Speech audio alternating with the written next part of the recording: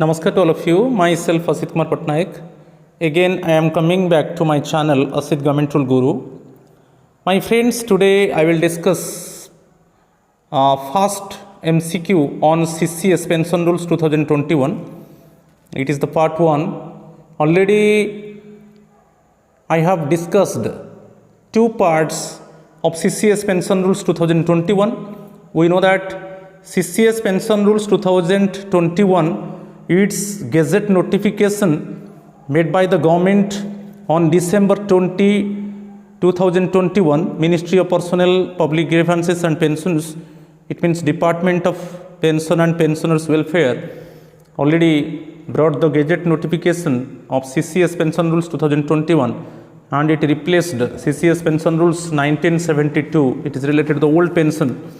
And today I will discuss 45 MCQ multiple choice questions related to the CCS Pension Rules 2021. It is part 1. So my friends, if you have not subscribed my channel, please subscribe my channel so that you can get notification for my upcoming videos.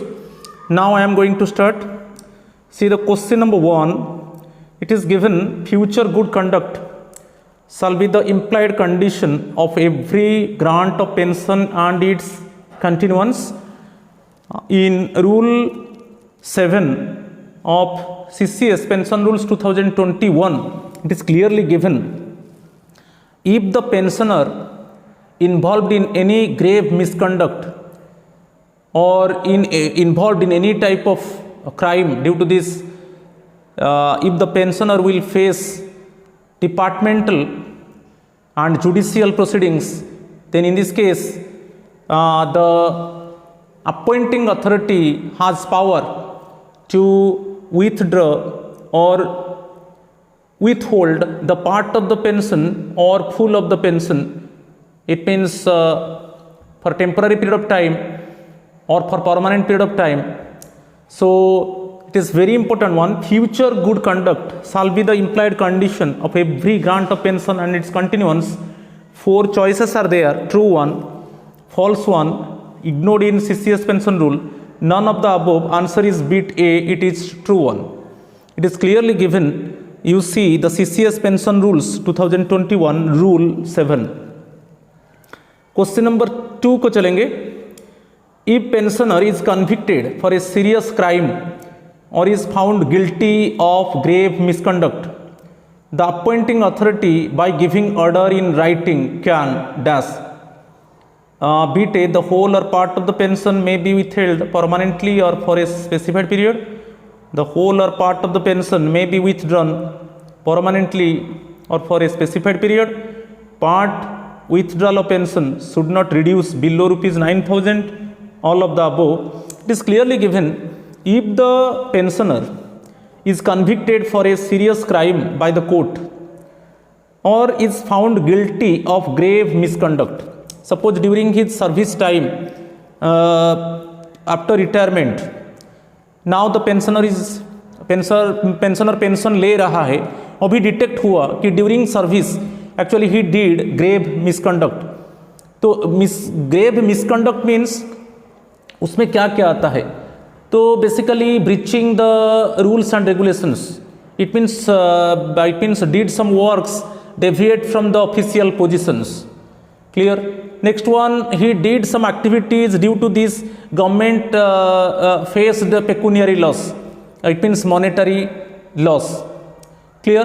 So basically in these matters, another one, corruption activities during his service time, if the pensioner involved in corruption practice.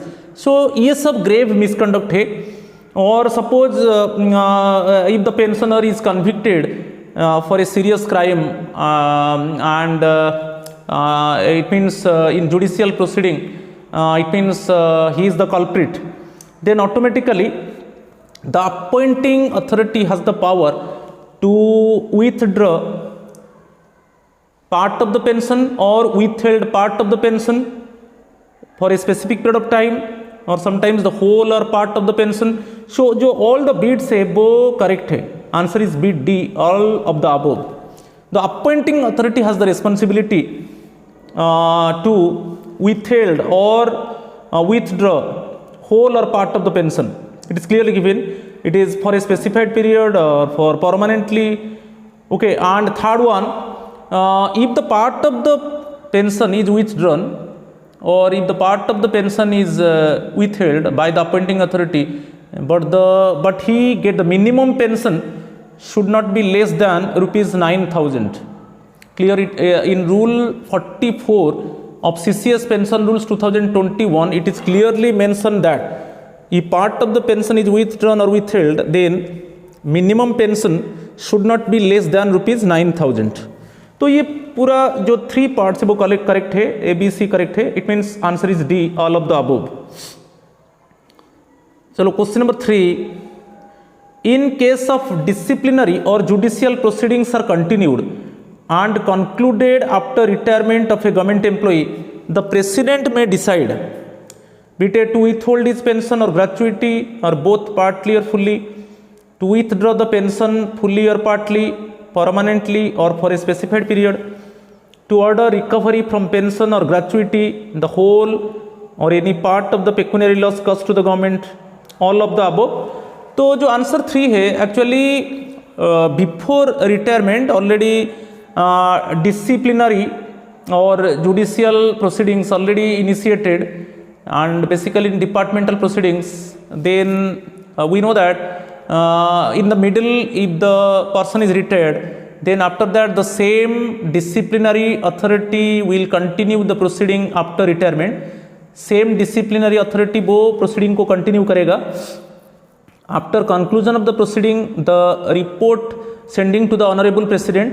तो honorable president का power है कि वो part of the pension को withheld कर सकते हैं और पार्ट ऑफ द पेंशन को विथड्रॉन कर सकते हैं. Similarly part of the gratuity को विथहेल्ड कर सकते हैं और पार्ट ऑफ द ग्रेचुइटी को विथड्रॉन कर सकते हैं.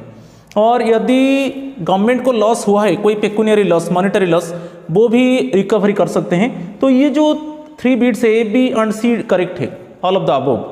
ठीक है, तो यहाँ पर आपको याद रखना है, बहुत इंपॉर्टेंट है कि already during service the disciplinary proceeding has already initiated.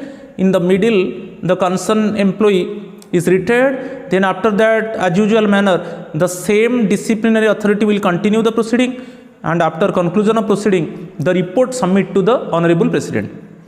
Then honorable president take decision, and honorable president has right to withdraw or withheld part of the pension or full pension, similarly part of the gratuity or full gratuity, और जो भी government को loss हुआ है वो भी recovery करने के लिए बोल सकते हैं. तो ये actually it is the power of the honourable president, right. तो ये all the 3 bits correct one, right. ये जो है एक्चुअली रूल 8 में just you go through the CCS pension rules 2021, rule 8 में क्लियरली मेंशन है.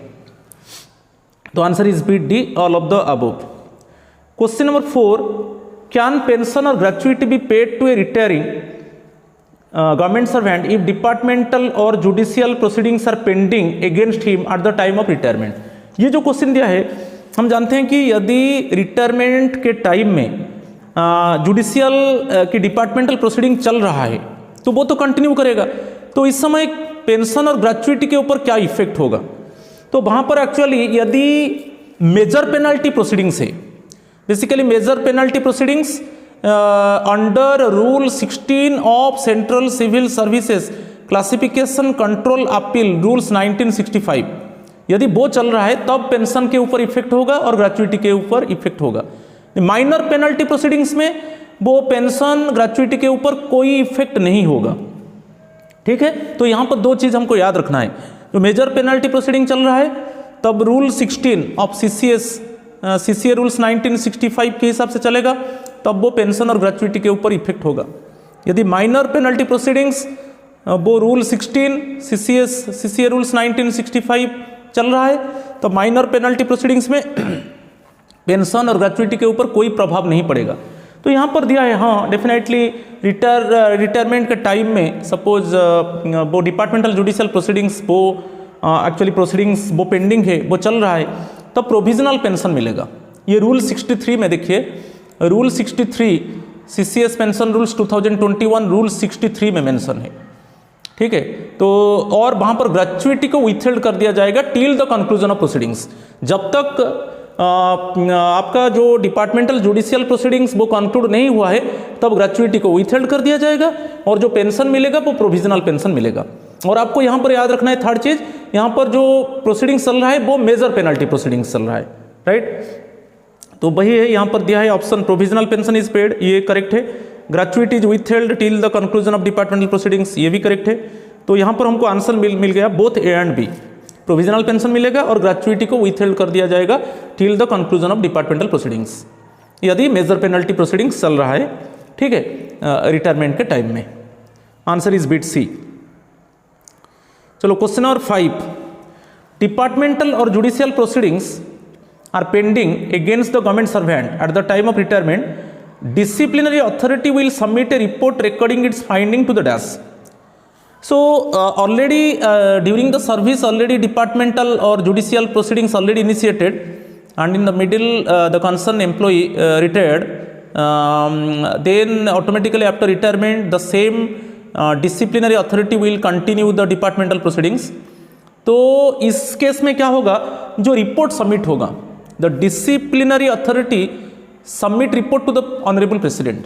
तो आपको यहाँ पर याद रखना है, बहुत इंपॉर्टेंट है, यदि ऑलरेडी सर्विस में डिपार्टमेंटल प्रोसीडिंग्स ऑलरेडी इनिशिएट हो चुका है और कंसर्न एम्प्लॉय का रिटायर्ड हो जाता है, उसके बाद same disciplinary authority will continue the proceeding and after conclusion of the proceeding the report it can submit by the disciplinary authority to the honorable president.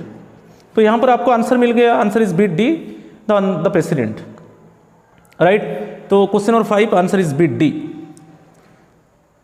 Question number 6, in case of government servant against whom any departmental or judicial proceedings are instituted or where departmental proceedings are continued, a provisional pension as per dash of CCS pension rules 2021 shall be sanctioned.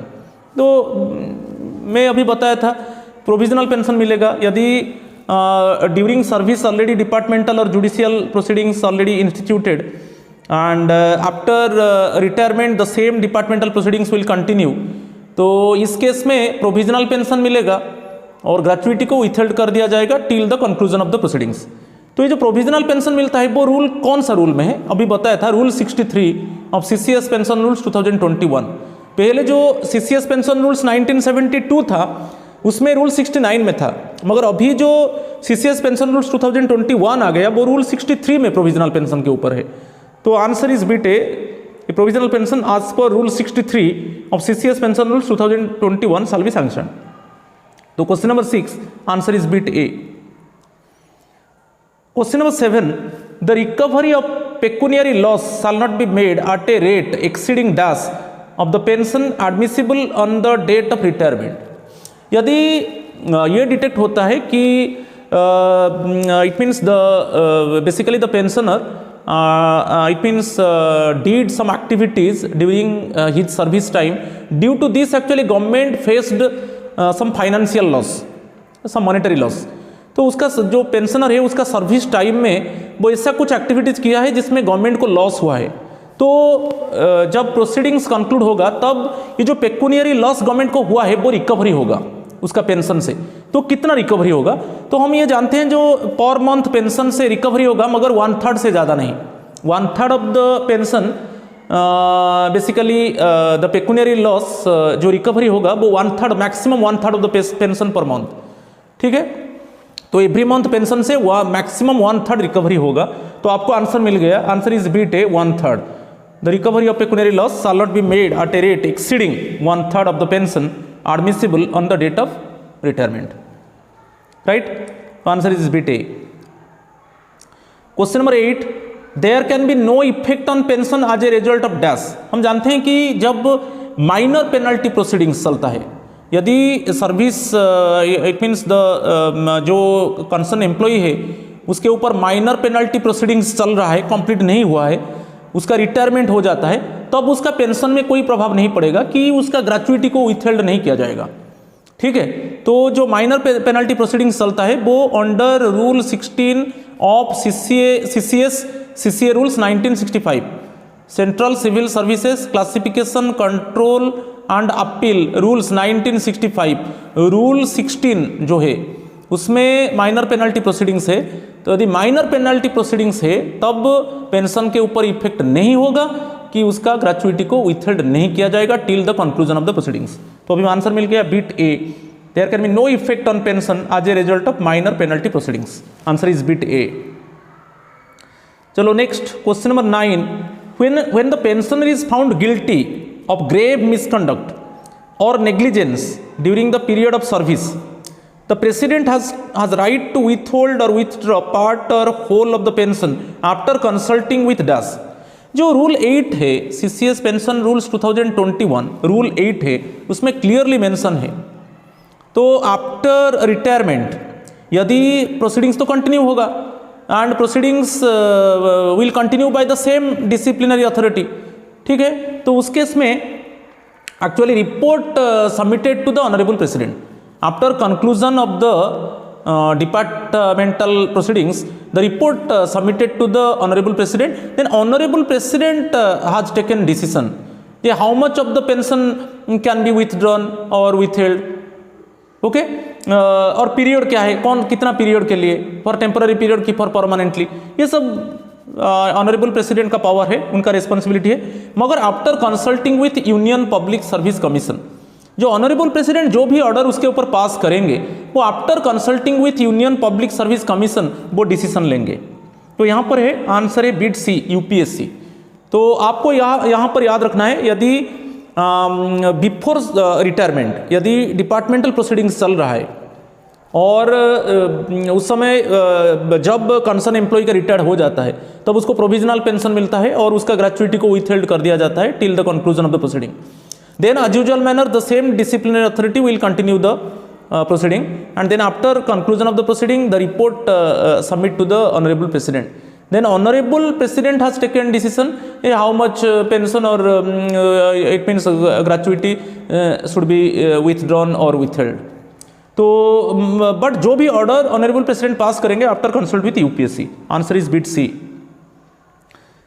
चलो question number 10, within dash days of the receipt of the order of the government, a retired group A officer can make representation against refusal of government in granting permission for taking up any commercial employment।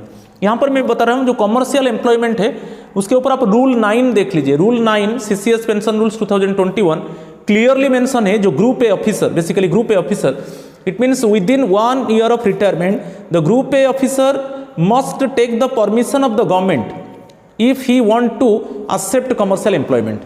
जो retirement का 1 year के अंदर वो government का permission लेना है यदि वो एक्सेप्ट करना चाहता है कमर्शियल एम्प्लॉयमेंट। तो वो एप्लीकेशन सबमिट किया, जो फॉर्म 1 जो एप्लीकेशन है वो सबमिट किया, सबमिट करने के बाद गवर्नमेंट उसको रिफ्यूज कर दिया, गवर्नमेंट एक्चुअली परमिशन नहीं दिया कमर्शियल एम्प्लॉयमेंट को एक्सेप्ट करने के लिए। जो रिफ्यूजल ऑर्डर उसको मिला, जिस डेट में रिफ्यूजल ऑर्डर मिला उसका 30 days के अंदर वो रिप्रेजेंटेशन दे सकता है कि गवर्नमेंट को कि फॉर फर्दर रिफरेंस, ठीक है। तो यहाँ पर वही क्वेश्चन पूछा है कि within dash days of the receipt of the order of the government, government order दे दिया, गवर्नमेंट रिफ्यूज कर दिया और ऑर्डर भेज दिया, जिस डेट में वो रिफ्यूजल ऑर्डर एक्सेप्ट किया उसी डेट से 30 days के अंदर वो रिप्रेजेंटेशन फिर दे सकता है गवर्नमेंट को फॉर फर्दर कंसिडरेशन, ठीक है, related to the commercial employment and it is related to group A officer. Okay, तो आंसर अभी हमको मिल गया, answer is bit B 30 days, ठीक है। चलो क्वेश्चन नंबर 11 को चलेंगे। Group A officer wishes to accept any commercial employment before the expiry of dash from the date of his retirement. अभी मैं बताया था रूल 9 सीसीएस पेंशन रूल्स 2021 में देख लीजिए कमर्शियल एम्प्लॉयमेंट के ऊपर। तो ये group A officer within 1 year of his retirement, within 1 year of his retirement he must take the permission of the government for commercial employment। तो आंसर मिल गया, answer is bit B 1 year, right.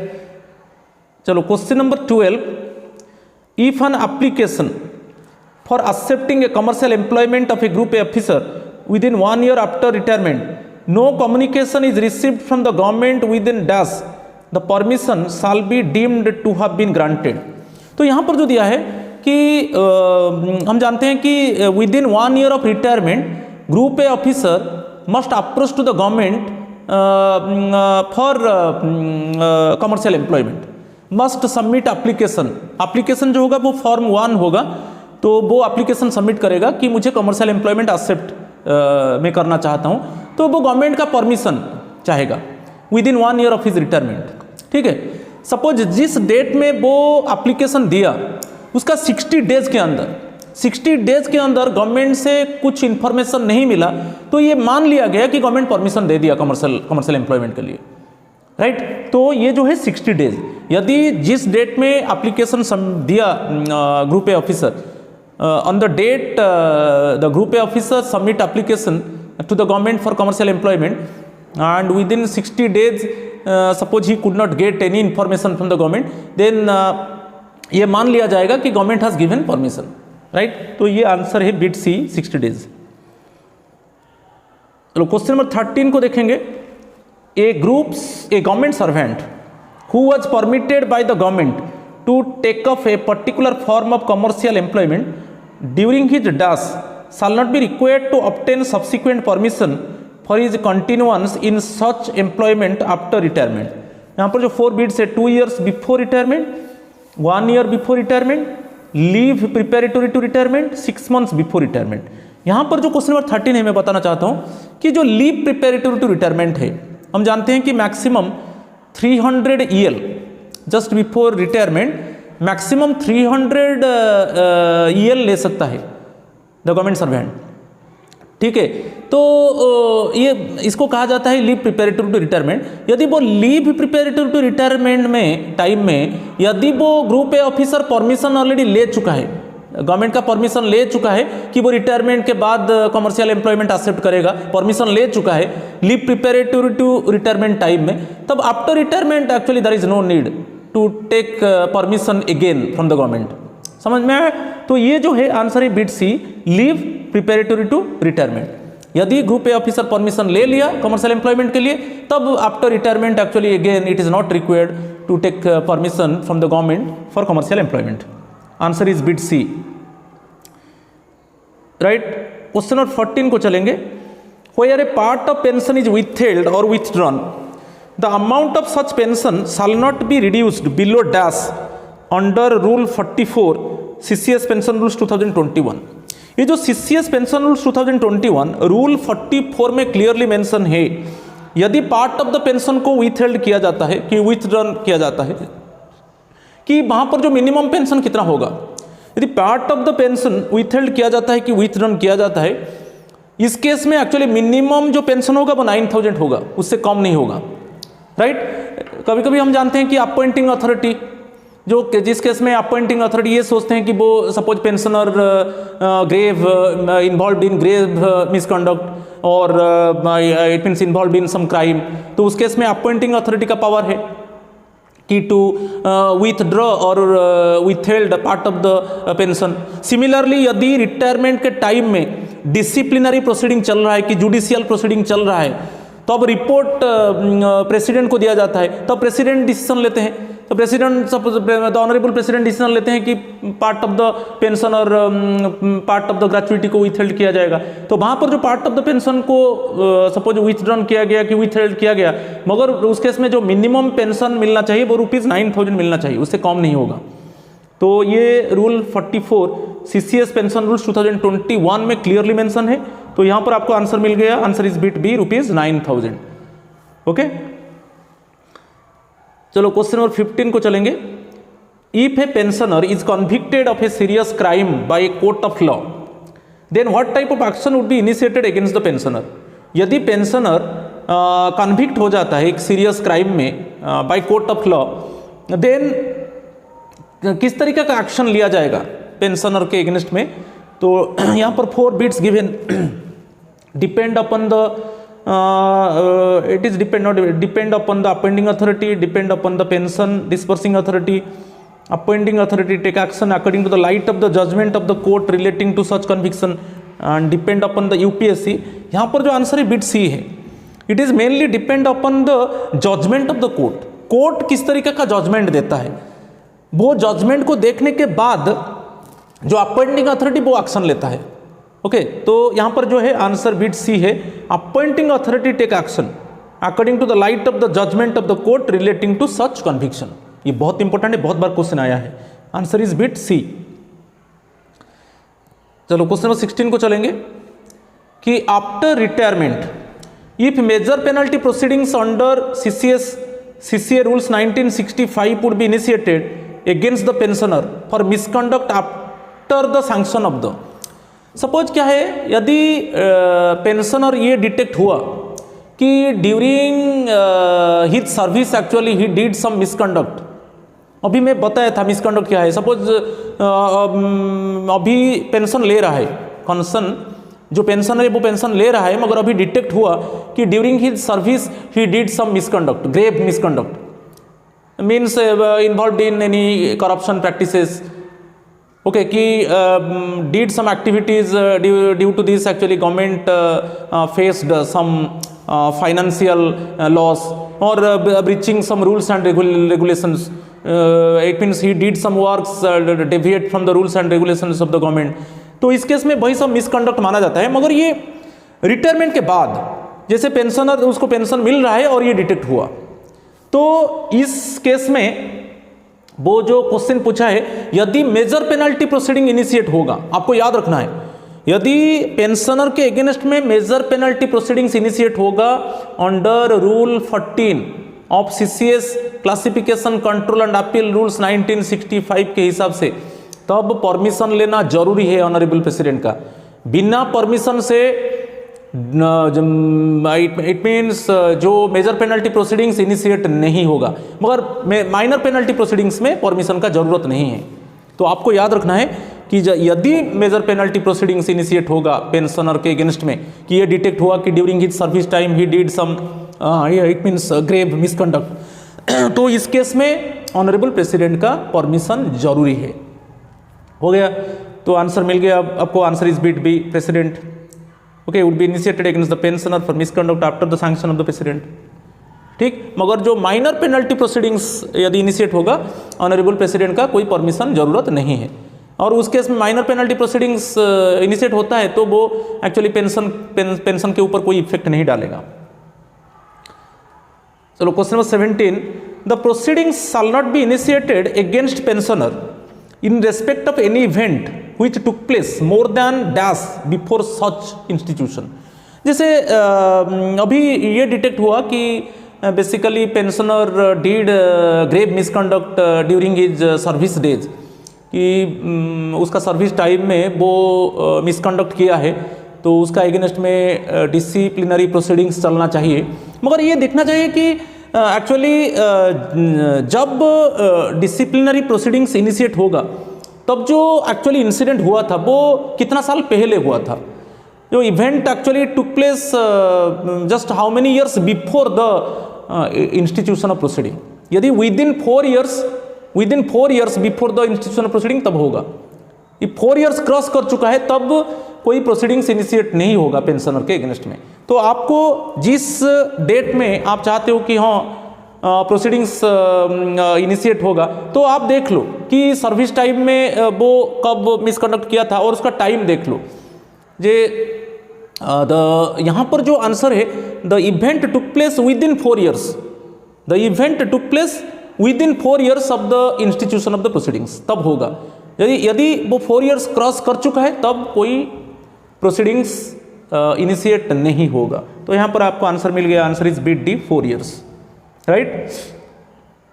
चलो question number 18 को चलेंगे कि departmental proceedings shall be deemed to be instituted on the date on which the statement of charges is issued to the government servant or pensioner। Actually ये जो दिया है, हम जानते हैं कि जब डिपार्टमेंटल प्रोसीडिंग्स एक्चुअली बेसिकली किस डेट से एक्चुअली इनिशिएट होता है, तो हम जानते हैं कि जिस डेट में एक्चुअली स्टेटमेंट ऑफ चार्जेस दिया जाता है, चाहे वो गवर्नमेंट सर्वेंट हो कि चाहे पेंशनर हो, जिस डेट में स्टेटमेंट ऑफ चार्जेस दिया जाएगा उसी डेट से मान लिया जाएगा कि डिपार्टमेंटल प्रोसीडिंग्स इनिशिएट हो गया। तो ये जो सेंटेंस है एब्सोल्युटली करेक्ट है। ठीक है, ये answer is bit A is answer. Okay. चलो क्वेश्चन नंबर 19 देखेंगे। If group A officer want to join commercial employment after retirement then commercial employment does not include। यदि हम जानते हैं कि within 1 year of the retirement group A officer take the permission of the government for commercial employment, हम जानते हैं, मगर commercial employment में क्या include नहीं होगा। तो यहाँ पर जो 4 choices are there, a body corporate wholly or substantially owned or controlled by the central government or state government, bid B an agent under a company, bid C directorship in a company, bid D partnership in a firm। हम जानते हैं कि जो answer है bid ए है वो commercial employment में include नहीं होगा। जो भी कॉर्पोरेट बॉडी है वो एक्चुअली ओन्ड होली और सब्सटेंशियली ओन्ड और controlled by the central government और स्टेट गवर्नमेंट। कोई भी बॉडी जो कॉर्पोरेट बॉडी है जिसको होली और सब्सटेंशियली ओन्ड और controlled by the central government और स्टेट गवर्नमेंट, उसमें एक्चुअली वो कमर्शियल एम्प्लॉयमेंट में इंक्लूड नहीं होगा। जो अदर 3 है वो कमर्शियल एम्प्लॉयमेंट में इंक्लूड होगा। और यहाँ पर जो क्वेश्चन पूछा है कि कमर्शियल एम्प्लॉयमेंट में क्या इंक्लूड नहीं होगा, तो आंसर इज बिट ए। जो भी कॉर्पोरेटर बॉडी को कंट्रोल कर रहा है, सपोज पार्टली और wholly controlled by the central government और state government, answer is bit A. चलो question number 20, if disciplinary proceeding continue after retirement then gratuity is withheld till the conclusion of departmental proceedings।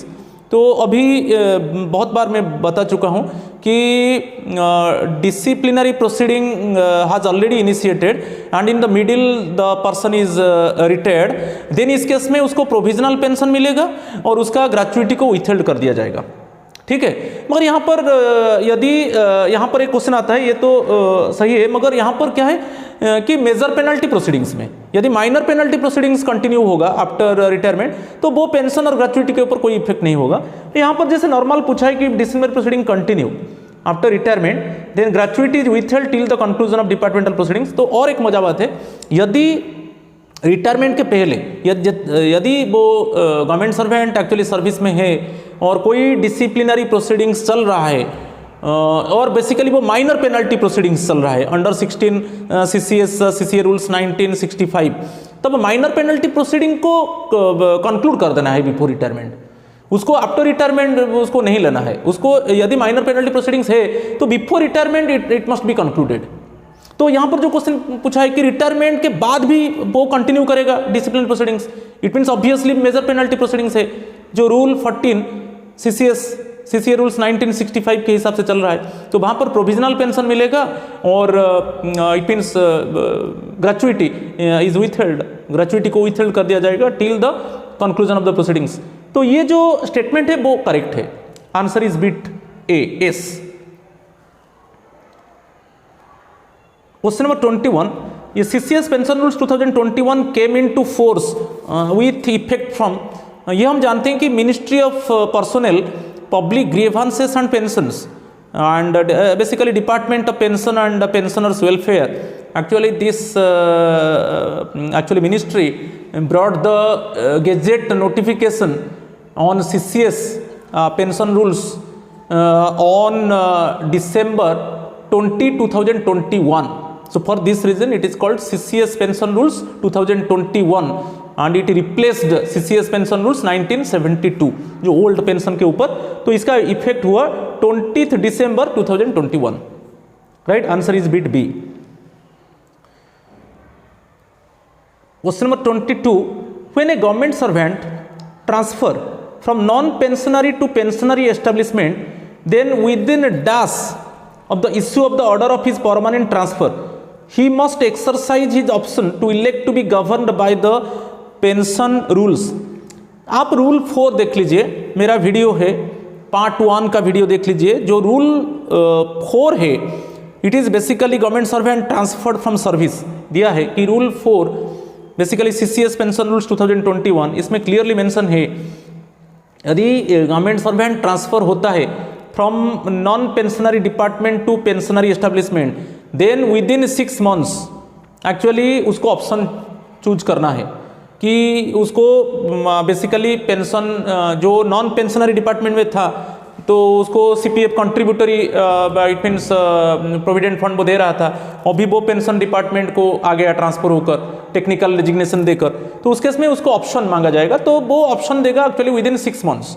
जिस date में वो join करता है within 6 months okay of the date of joining okay in the pensionable department, उसको option देना है। तो ये जो आंसर है बिट सी है 6 months। ये बहुत इंपॉर्टेंट है, बहुत बार क्वेश्चन आया है, राइट। तो यहाँ पर आपको रूल 4 CCS पेंशन रूल्स 2021 देखना है। When a government servant transfer from non pensionary to pensionary establishment then within 6 months he must give the option okay to elect to be govern by the pension rules.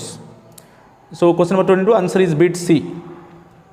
चलो next question, dash on online system for sanction of retirement benefits and tracking of sanction. अभी तो सब online digitisation चल रहा है, तो अभी online system में हम ट्रैकिंग जो इट मीन्स रिटायर्ड पर्सन है वो ट्रैक कर सकता है कि अभी क्या कौन सा स्टेज में है, ठीक है। तो dash on online system for sanction of retirement benefits, तो बेसिकली रिटायरमेंट बेनिफिट्स में पेंशन और ग्रेचुइटी आता है, तो उसका वो ट्रैकिंग कर पाएगा और जो सैंक्शन हुआ कि नहीं ये सब देख पाएगा।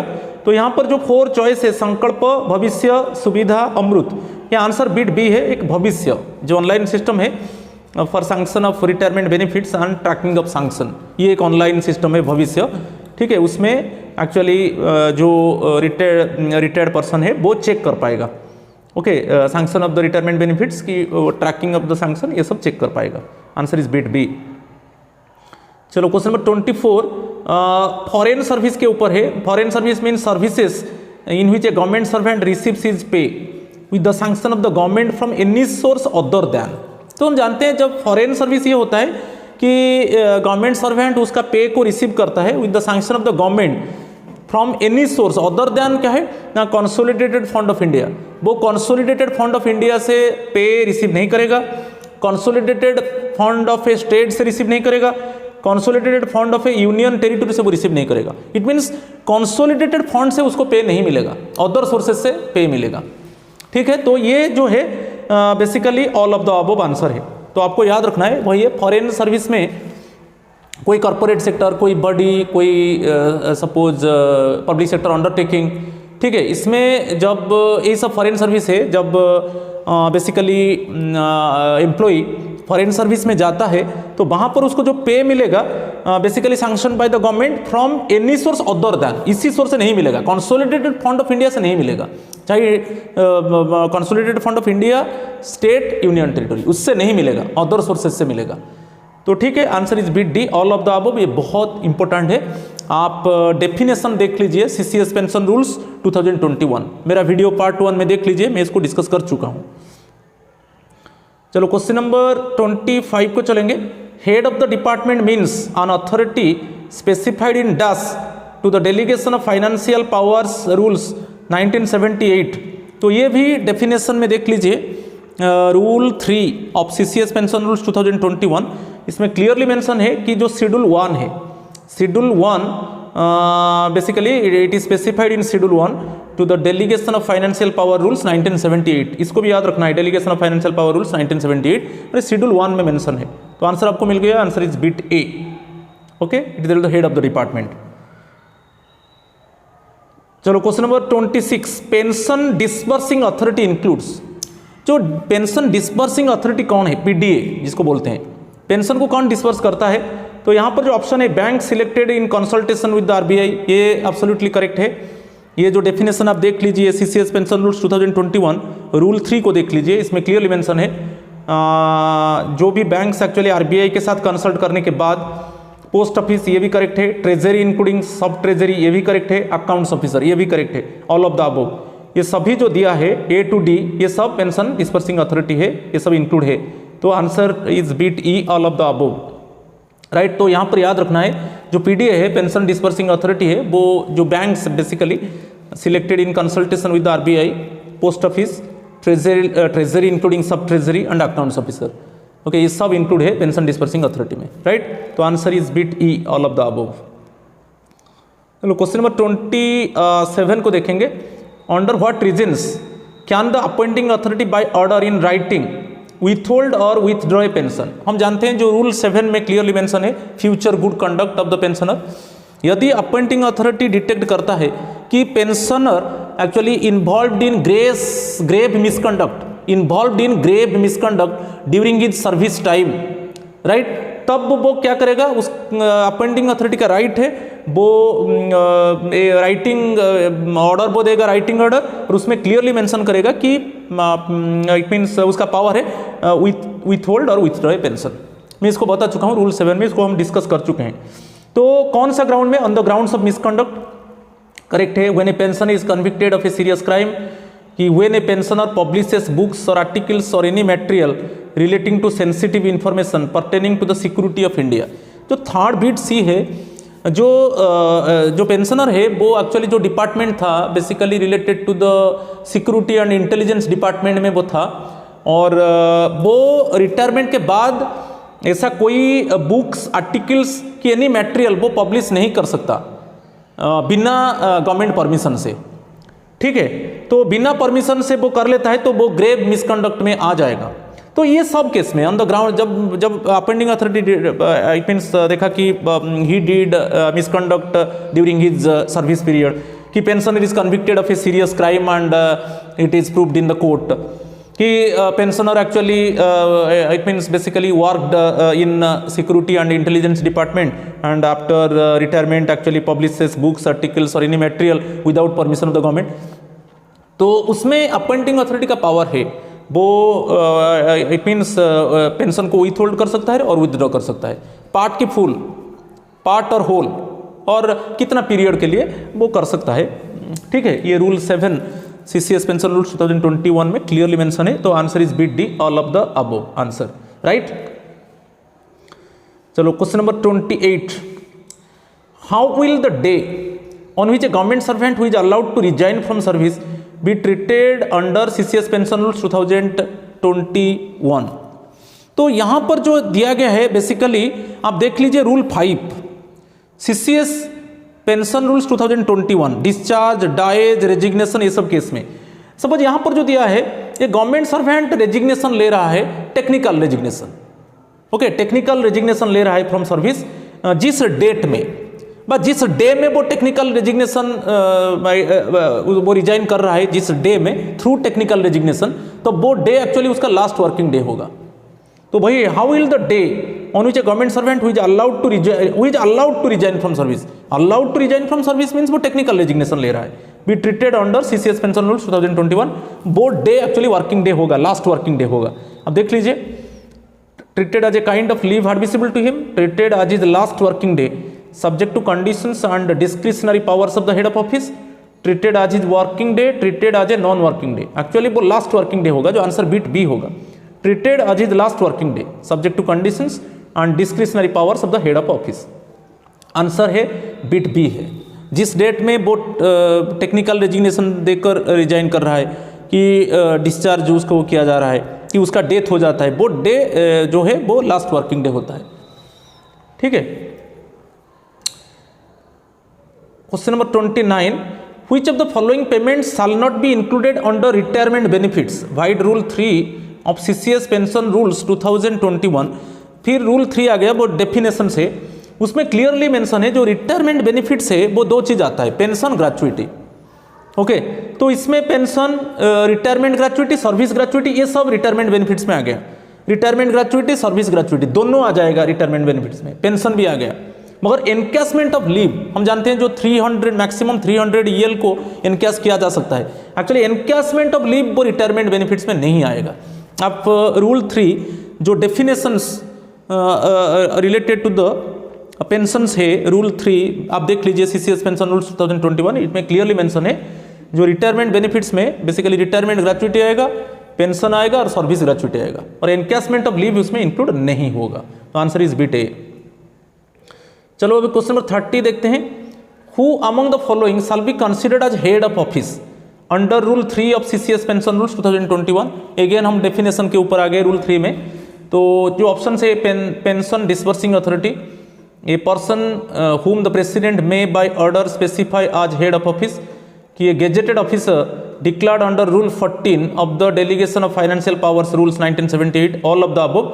इसका जो हेड ऑफ ऑफिस, वो क्वेश्चन पूछा है, who among the following shall be considered as head of office under rule 3 of CCS pension rules 2021। ये है answer bit C, a gazetted officer declared under rule 14, ये रूल 14 को याद रखना है, of the delegation of financial power rules 1978। जो head of department था वो शेड्यूल 1 में था, basically delegation of financial power rules 1978। और यहाँ पर जो रूल 14 में क्लियरली मेंशन है delegation of financial power rules 1978। Okay, जो गेजेटेड ऑफिसर को डिक्लेयर किया गया है वही हेड ऑफ ऑफिस होगा। तो आंसर इज बिट सी। चलो अभी क्वेश्चन नंबर 31 देखते हैं। What does the term minor mean under the CCS pension rules 2021। Again हम डेफिनेशंस में आ जाएंगे। जो रूल 3 है सीसीएस पेंशन रूल्स 2021, माइनर जो है लेस देन 18 ईयर्स। आप देख लीजिए यहाँ पर जो आंसर होगा बिट सी होगा। A person who has not completed the age of 18 years, यदि डेथ हो जाता है, सपोज सर्विस में डेथ हो जाता है कि पेंशनर का डेथ हो जाता है, और उस समय सपोज वो जो गवर्नमेंट सर्वेंट का डेथ हो गया, कि जो पेंशनर का डेथ हो गया उसका स्पाउस नहीं है, तब वो चाइल्ड को चला जाता है। तो चाइल्ड यदि माइनर जो है वो लेस देन 18 ईयर्स उसको माइनर माना जाता है। तो answer is bit C, a person who has not completed the age of 18 years. Question number 32 को चलेंगे। व्हेन शैल स्टॉपेज और reduction of pension not be admissible? On removal और dismissal from service, on being convicted of a serious crime, on being found guilty of grave misconduct, on failure और refusal to pay government dues. Answer ये bit D है। यहाँ पर beat D जो है इसमें actually pension को reduce नहीं किया जाएगा कि उसको स्टॉप नहीं किया जाएगा, ऑन फेलियर और refusal to pay government dues. पर अदर केस में जैसे रिमूव और डिसमिसल कर दिया जाता है तो पास्ट सर्विस फॉरफिट हो जाता है, और वहाँ पर पास्ट सर्विस फॉरफिट हो जाएगा तो पेंशन नहीं मिलेगा, ग्रेच्युइटी नहीं मिलेगा। और कभी कभी वहाँ पर है यदि स्पेशल कंसिडरेशन में उसको कंपैशनेट अलाउंस मिलता है, मगर स्पेशल कंसिडरेशन सबको नहीं, स्पेशल कंसिडरेशन में मिलता है। और वहाँ पर पास्ट सर्विस फॉरफिट हो जाता है और बेसिकली पेंशन को स्टॉप कर दिया जाता है। मगर जो रिडक्शन ऑफ पेंशन वहाँ पर बेसिकली मिलता है कंपैशनेट अलाउंस। और हम जानते हैं कि सीरियस क्राइम हो कि found guilty of grave misconduct, अभी डिस्कस किया, रूल 7 है सीसीएस पेंशन रूल 2021। इस केस में अपॉइंटिंग अथॉरिटी का पावर है, वो it means part of the pension को विथहेल्ड और विथड्रॉ कर सकता है, कि फुल पेंशन को विथड्रॉन और विथहेल्ड कर सकता है for specific period of time और for permanent period of time. तो ये है। मगर ये जो केस में ऑन फेल्यूर और refusal to pay government dues, इसमें कोई पेंशन का इट मीन्स रिडक्शन नहीं होगा कि स्टॉपेज नहीं होगा। तो answer is bit D. Question number 33, which of the following conditions is not stipulated to institute departmental proceedings after retirement और during re employment? Proceedings shall be conducted by such authority and in such place as the President may direct. Sanction of the President shall be obtained before instituting proceedings. The proceedings shall not be in respect of any event which took place more than 4 years before such institution. The proceedings shall be instituted by the competent authority with the sanction of Department of Pension and Pensioners Welfare. तो यहाँ पर जो है answer B D है। Actually वो question पूछा है which of the following conditions is not stipulated to institute departmental proceedings after retirement और ड्यूरिंग री एम्प्लॉयमेंट। यहाँ पर जो रूल है आफ्टर रिटायरमेंट, यदि डिटेक्ट होता है कि the pensioner actually involved in misconduct during his service time, तो इस केस में एक्चुअली डिटेक्ट होगा कि प्रोसीडिंग्स इंस्टीट्यूट होगा और मेजर पेनल्टी प्रोसीडिंग्स इंस्टीट्यूट होगा, तब हम ऑनरेबल प्रेसिडेंट का परमिशन चाहिए। ठीक है, तब ऑनरेबल प्रेसिडेंट एक्चुअली डिसाइड करेंगे कि कौन सा अथॉरिटी एक्चुअली डिसिप्लिनरी प्रोसीडिंग को कंटिन्यू करेगा और कौन सा प्लेस में होगा, तो वो एक्चुअली ऑनरेबल प्रेसिडेंट वो डिसाइड करेंगे। वो भी है फर्स्ट बिट जो है। फिर परमिशन लेना जरूरी है कि पेंशनर के अगेंस्ट में डिसिप्लिनरी प्रोसीडिंग्स चलेगा, मेजर पेनल्टी प्रोसीडिंग्स, तब ऑनरेबल प्रेसिडेंट का परमिशन चाहिए, बिना परमिशन से नहीं होगा। तो वो भी हो गया। और एक मैं बताया था, जिस डेट में प्रोसीडिंग्स इंस्टीट्यूट होगा तब आपको देखना है कि जो event actually took place it is more than 4 years और it is within 4 years. Within 4 years है तो डिपार्टमेंटल प्रोसीडिंग्स इंस्टीट्यूट होगा, और मोर देन 4 ईयर्स इंस्टीट्यूट नहीं होगा। तो आपको इवेंट को देखना है। बेसिकली सर्विस पीरियड में वो किया था और वो डिटेक्ट हुआ कि अभी पेंशन ले रहा है और पेंशनर को डिटेक्ट किया गया कि उसका सर्विस टाइम में ये मिसकंडक्ट किया है। तो जो इवेंट जिस डेट में हुआ था आप देख लीजिए, जिस डेट में suppose the disciplinary proceeding it means already it is decided to institute against the pensioner, then first you see the event which took place within 4 years or more than 4 years. If it is within, the event took place within 4 years, तब होगा, departmental proceedings institute होगा, otherwise नहीं होगा। तो ये सभी चीज correct है। मगर जो फोर्थ है वो बोला है कि the proceeding shall be instituted by the competent authority with the sanction of the department of pension and pensioners welfare. ये नहीं है, आंसर बी डी नहीं है। तो वही पूछा गया, जो फर्स्ट 3 कंडीशन है वो करेक्ट है, ठीक है। तो आप बेसिकली मेरा वीडियो देख लीजिए, part 2 video CCS pension rules 2021, आपको पूरा डिटेल्स मिल जाएगा। क्वेश्चन नंबर 34 को चलेंगे। How will you regulate pensionary benefits to a retiring government servant against whom departmental और जुडिशियल प्रोसीडिंग्स आर पेंडिंग और is still continuing at the time of retirement. तो कैसे regulate होगा? जैसे ऑलरेडी गवर्नमेंट सर्वेंट के against में judicial की departmental proceedings institute हो चुका है, उसका रिटायरमेंट हो जाता है, उसके बाद वो प्रोसीडिंग्स तो कंटिन्यू होता है। तो इस केस में हम जानते हैं उसको प्रोविजनल पेंशन मिलेगा और उसका ग्रेचुइटी को विथहेल्ड कर दिया जाएगा till the conclusion of the proceeding, हम जानते हैं। तो 2 चीज आप देख लीजिए, जो 75% of the pension admissible shall only be paid with the sanction of the, ऐसा कुछ रूल नहीं है। Provisional pension and provisional gratuity both shall be paid. Provisional pension, provisional gratuity ऐसा कुछ नहीं है। बीट सी जो है pension and gratuity shall be withheld till the conclusion of the proceedings, दोनों को विथहेल्ड नहीं किया जाएगा। प्रोविजनल पेंशन मिलेगा और ग्रेचुइटी को विथहेल्ड किया जाएगा।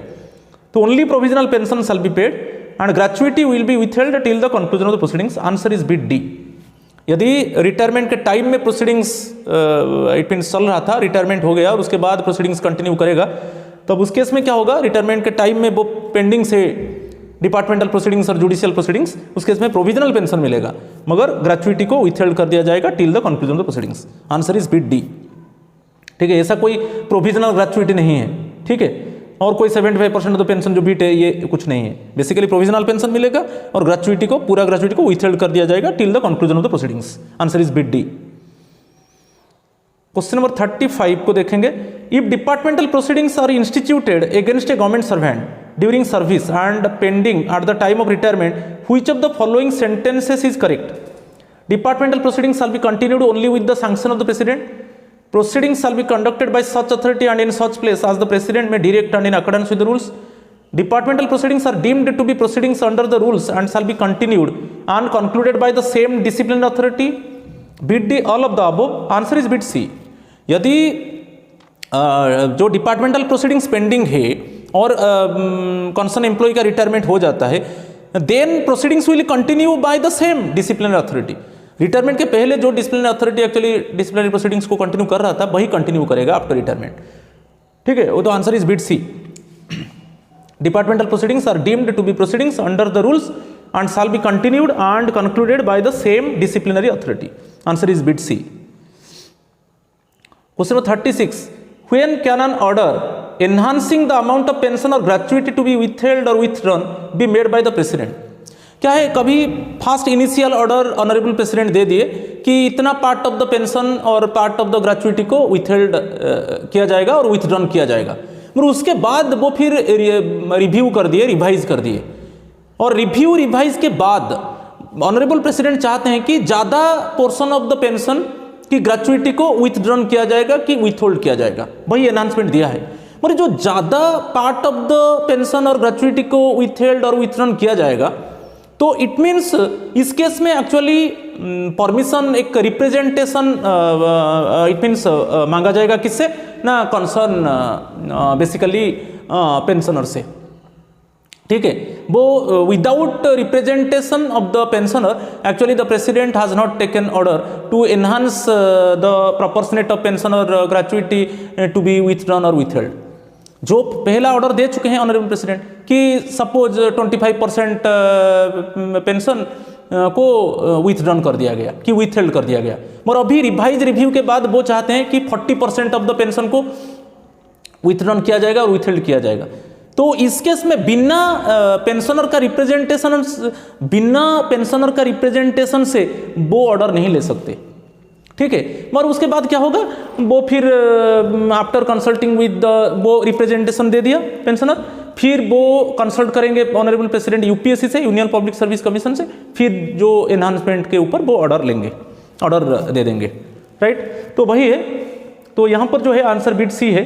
Only if the government servant concerned has been given a reasonable opportunity of making representation against the order proposed and after consultation with the UPSC, right? Answer is bit C। ये भी मेरा part 2 video देख लीजिए, part 2 CCS pension rules 2021, ये भी मैं discuss कर चुका हूं। अच्छा, क्वेश्चन नंबर 37 देखेंगे। How will you regulate pensionary benefits in respect of a government servant who having retired on a superannuation pension और retiring pension is subsequently re employed in the same service और post. तो same service post में basically 2 pension नहीं लिया जा सकता, ठीक है, हम जानते हैं, वही दिया है। How will you regulate pensionary benefits in respect of a government servant who have been retired on a superannuation pension, retiring pension. Superannuation pension और retiring pension is subsequently re employed in the same service और post. तो 2 pensionary benefits वो नहीं ले सकते। तो यहां पर जो आंसर होगा, he shall not be entitled to a separate pension or gratuity for the period of re employment. तो उसको सेपरेट, वही आंसर है। Okay, he shall not be entitled to a separate pension or gratuity for the period of re employment. तो वही answer is bit सी। वो separate pension यहाँ पर कि सेपरेट ग्रेचुइटी नहीं मिलेगा, क्योंकि ऑलरेडी सुपरएनुएशन पेंशन 60 एज हो गया, वो रिटायर हो चुके हैं और वॉल्यूंटरी रिटायरमेंट ले चुके हैं। उसके बाद वो री एम्प्लॉयमेंट और कोई जॉब ज्वाइन करते हैं तो वहां पर सेपरेट पेंशन और ग्रेचुइटी नहीं मिलेगा। Answer is bit C. 38, a retired group pay officer need not obtain permission, prior permission of the government for taking up employment after retirement. तो कमर्शियल एम्प्लॉयमेंट के लिए हम जानते हैं कि the group A officer should take the permission of the government within 1 year of the retirement. मगर ऐसा कौन सा वो इट मीन्स जॉब ज्वाइन करना चाहते हैं जिसमें गवर्नमेंट का परमिशन नहीं लेना है, बेसिकली ग्रुप ए ऑफिसर को रिटायरमेंट के बाद। तो बेसिकली इन एन यूनिवर्सिटी, यदि वो यूनिवर्सिटी में suppose he want to accept the job of a university, so in this case actually government का कोई परमिशन का जरूरत नहीं है। मगर अदर केस में हम जानते हैं जो कमर्शियल एम्प्लॉयमेंट आता है, जैसे farm, factory, directorship, agent, partnership, ये सब बिजनेस में जब वो चाहते हैं कि वो एक्सेप्ट करेंगे आफ्टर रिटायरमेंट कमर्शियल एम्प्लॉयमेंट, तब गवर्नमेंट का परमिशन जरूरी है। तो यहाँ पर जो है इन एन यूनिवर्सिटी में वो एम्प्लॉयमेंट को एक्सेप्ट करते हैं, तो वहाँ पर ग्रुप ए ऑफिसर को कोई गवर्नमेंट से परमिशन लेना जरूरत नहीं है। 39, who is competent to consider request for permission to accept any employment after retirement under a government outside India in respect of a retired group A officer. ये जो outside government of India जो दिया है, basically ये rule 10 है, CCS pension rule 2021 में clearly mention है कि द मिनिस्ट्री और department last served prior to the retirement and a decision taken in consultation with the Ministry of External Affairs। तो आंसर है बिट सी। तो यहाँ पर आउटसाइड इंडिया में एम्प्लॉयमेंट लेना है आफ्टर रिटायरमेंट, तो बेसिकली अब्रॉड में। इस केस में जो डिपार्टमेंट में वो लास्ट द कंसर्न एम्प्लॉई जो ग्रुप ए ऑफिसर लास्ट सर्व कर रहा था, उसका मिनिस्ट्री और डिपार्टमेंट से परमिशन लेना है। Then after that also consultation with the ministry of external affairs. तो ये है आंसर बिट सी, ये बहुत इंपॉर्टेंट है। ये रूल 10 में क्लियरली मेंशन है। आप मेरा part 2 video CCS pension rules 2021 देख लीजिए, इसमें है, ठीक है। Answer is bit C. Question number 40, judicial proceedings are deemed to be instituted against a government servant और पेंशनर ऑन। तो जो जुडिशियल प्रोसीडिंग्स इंस्टीट्यूट होगा, कब होगा? तो यहाँ पर है जब एक्चुअली पुलिस ऑफिसर जिस डेट में वो रिपोर्ट सबमिट करेगा in front of the honourable judicial magistrate. Police officer जिस डेट में रिपोर्ट सबमिट करेगा in front of the judicial magistrate, उसी डेट से जुडिशियल प्रोसीडिंग्स इंस्टीट्यूट हो गया। तो वहां पर देखिए आंसर, तो वही answer is bit A, the date on which the complaint or report of a police officer of which the magistrate takes कॉग्नाइजेंस। Answer is bit ए। जिस डेट में पुलिस ऑफिसर उसका कंप्लेंट को सबमिट करेगा, रिपोर्ट सबमिट करेगा in front of the judicial magistrate, तो उसी date से हम मान लेंगे कि जुडिशियल प्रोसीडिंग्स इनिशिएट हो गया। Answer is bit A. 41, civil proceedings are deemed to be instituted against a government servant और पेंशनर। सिविल प्रोसीडिंग्स का बात आता है कि कब से वो इंस्टीट्यूट होगा, जिस डेट में वो कोर्ट में फाइल होगा, ठीक है। जिस डेट में कोर्ट में फाइल होगा केस, उसी डेट से मान लिया जाएगा कि सिविल प्रोसीडिंग्स इनिशिएट हो गया। तो आप देख लीजिए answer, the date the suit is basically filed in the court. Answer is bit B. The date the suit is filed in the court. Answer is bit B. Okay, जिस date में case file होगा court में, उसी date से मान लिया जाएगा कि सिविल प्रोसीडिंग्स इनिशिएट हो गया। तो 42 को देखेंगे, misconduct. What is the meaning of misconduct under CCS pension rules 2021? तो basically rule 7 CCS pension rules 2021, इसमें क्लियरली मेंशन है कि 3 चीज इसमें आता है। करप्ट प्रैक्टिस आता है, फास्ट करेक्ट है, any corrupt practices during service, any misconduct whether in relation to the performance of official duty और अदरवाइज। ये ऑफिशियल ड्यूटी का जो रूल्स रेगुलेशन है उसको ब्रीच करके ऐसा कुछ डिसीजन लिया गया सर्विस पीरियड में। और एक मिसकंडक्ट है जो गवर्नमेंट को लॉस हुआ है, बेसिकली द पेंशनर और basically the government servant did some activities due to this government facing losses. तो ये सब कुछ मिसकंडक्ट में आता है, चाहे गवर्नमेंट सर्वेंट हो कि पेंशनर हो। तो जो आंसर है बिट डी है, ऑल ऑफ द अबव। तो तीनों चीज आपको याद रखना है, corrupt practice, breaching the rules and regulations of the government, and third चीज है basically it means some did some activities due to this government facing financial loss. All of the above misconduct में आता है।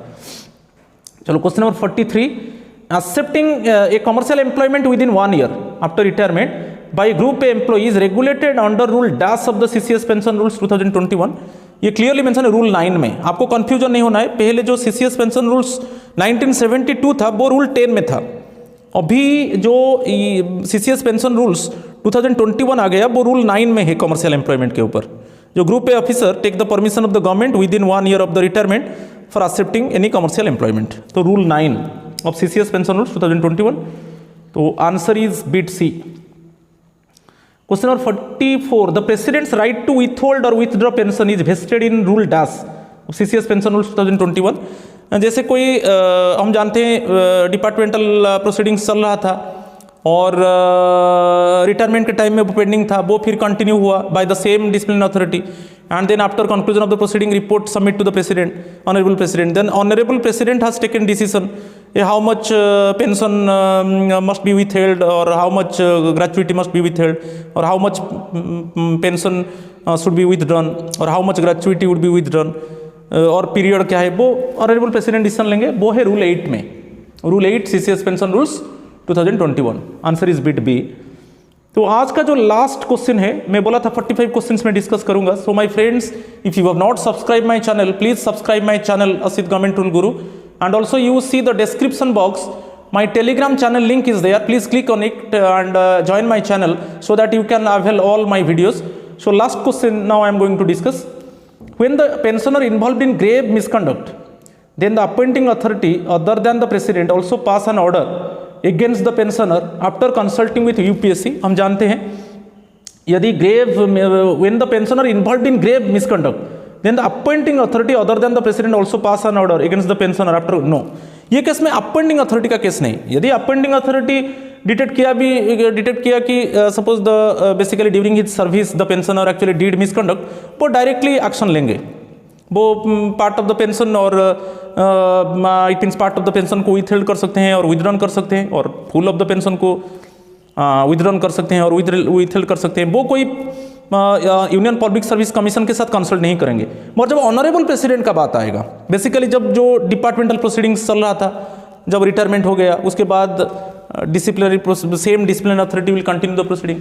तो इस case में जब conclusion होता है तब ऑनरेबल प्रेसिडेंट को रिपोर्ट दिया जाता है। मैं पूरा डिस्कस कर चुका हूँ। उस केस में honourable president consult with the union public service commission after consulting with union public service commission.